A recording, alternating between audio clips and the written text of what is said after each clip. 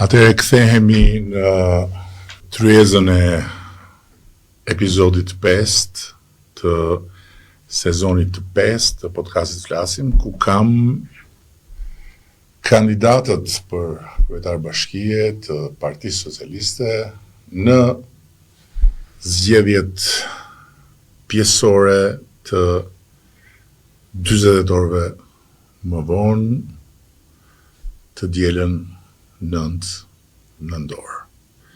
Kjo është arsyeja pse podcasti bëhet sot, pasi nesër është heshtja zgjedhore dhe të dielën janë zgjedhjet.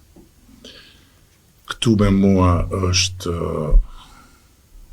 Bruna Mersini, ka ardhe vesh me të zeza sot për qënë në harmoni me dekorin edhe nga që ndjek edhe linjën time si linjë partije edhe në veshjen.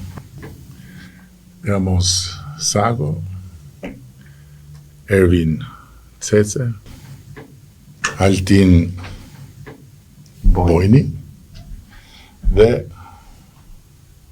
i madhi Florenc.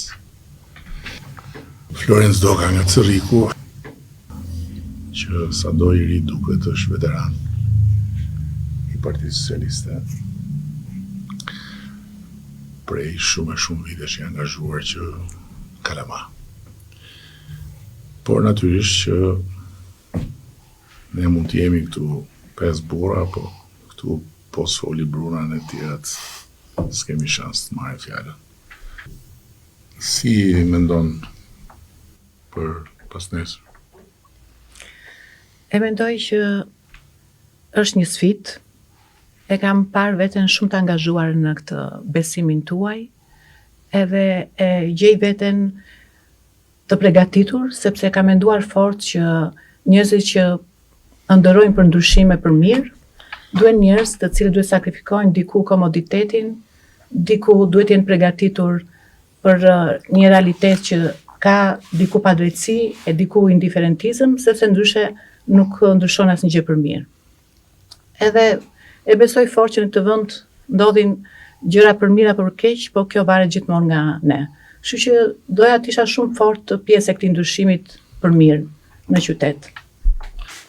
Si mendon do dali rezultati të dielën?